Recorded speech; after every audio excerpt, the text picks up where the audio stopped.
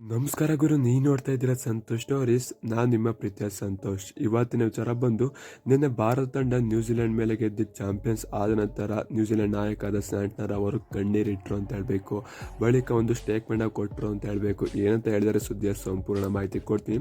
ಅದಕ್ಕಿಂತ ಮುಂಚೆ ನೀವಿನ್ನು ನಮ್ಮ ಚಾನಲ್ಗೆ ಸಬ್ಸ್ಕ್ರೈಬ್ ಆಗಿಲ್ಲ ಅಂದರೆ ಕೂಡಲೇ ಕೆಳಗಡೆ ಕಾಣೋ ಸಬ್ಸ್ಕ್ರೈಬ್ ಬಟನ್ ಮೇಲೆ ಕ್ಲಿಕ್ ಮಾಡಿ ಸಬ್ಸ್ಕ್ರೈಬ್ ಆಗಿ, ಹಾಗೆ ಪಕ್ಕದರ ಬೆಲ್ಲೈಕ ಪ್ರೆಸ್ ಮಾಡಿ ಆಲ್ ಅಂತ ಸೆಲೆಕ್ಟ್ ಮಾಡಿ. ಯಾಕಂದ್ರೆ ನಾನು ಮಾಡೋ ಪ್ರತಿಯೊಂದು ವಿಡಿಯೋ ಎಲ್ಲರಿಗಿಂತ ಮುಂಚೆ ನೀವು ನೋಡ್ಬೋದು. ಸಬ್ಸ್ಕ್ರೈಬ್ ಆದ್ರೆ ಹಾಗಾದ್ರೆ ಬನ್ನಿ ತಡ ಮಾಡೋದಕ್ಕೆ ವಿಡಿಯೋನ ಶುರು ಮಾಡೋಣ.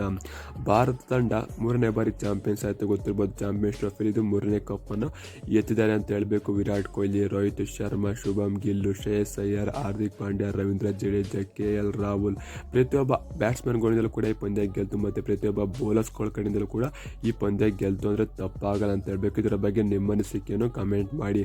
ಮತ್ತು ನ್ಯೂಜಿಲೆಂಡ್ ನಾಯಕ ಸ್ಯಾಂಟ್ನರ್ ಅವರು ಏನಂತ ಹೇಳಿದ್ರಪ್ಪ, ಭಾರತ ತಂಡ ಕಪ್ ಹೊಡೆದರ ಬಗ್ಗೆ ಅನ್ನೋದಾಯ್ತು ಅಂತಾರೆ. ಭಾರತ ತಂಡಕ್ಕೆ ಇಲ್ಲಿ ಕಪ್ ಹೊಡೆದು ಸುಲಭವಾಗಿತ್ತು. ಯಾಕಂತಂದ್ರೆ ಭಾರತದವರು ಇಲ್ಲಿ ಆಲ್ರೆಡಿ ಇದು ಸೇರಿ 5ನೇ ಪಂದ್ಯ ಗೆಲ್ತಿರೋದು ಅಂತ ಹೇಳ್ಬೇಕು. ಇದು ಸೇರಿ 5ನೇ ಪಂದ್ಯ ಇಲ್ಲೇ ಪಿಚ್ಚಲ್ಲಿ ಆಡ್ತಾರೆ ಅಂತ ಹೇಳ್ಬೇಕು. ಅವ್ರು ಯಾವುದೇ ರೀತಿ ಟ್ರಾವೆಲಿಂಗ್ ಮಾಡಲ್ಲ, ಮತ್ತು ಬೇರೆ ಪಿಚ್ಚಲ್ಲಿ ಆಡೋದಿಲ್ಲ.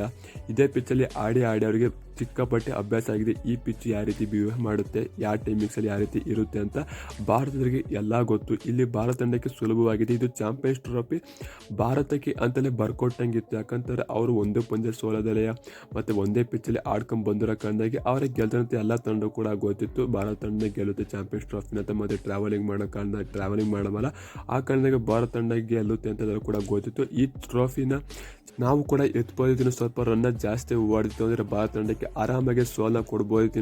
30-40 ರನ್ ಜಾಸ್ತಿ ಹೊಡೆದಿತ್ತು, ಫಿಶ್ ಮಾಡಿತ್ತು ಅಂತಾರೆ ಭಾರತ ತಂಡಕ್ಕೆ ಸೋಲಿಸ್ಬೋದಿತ್ತು. ಆದರೆ ನಮ್ಮ ಬಾಲ್ಸ್ಗಳು ಚೆನ್ನಾಗಿ ಮಾಡಿದ್ರು ಅಂತ ಹೇಳ್ತೀವಿ. ತುಂಬ ಖುಷಿ ಆಗ್ತಿದೆ ಅಂತ ಸ್ಯಾಂಟ್ನರ್ ಅವರು ಹೇಳ್ತಿದ್ರ ಬಗ್ಗೆ ನಿಮ್ಮ ಮನಸ್ಸಿಗೆ ಕಮೆಂಟ್ ಮಾಡಿ.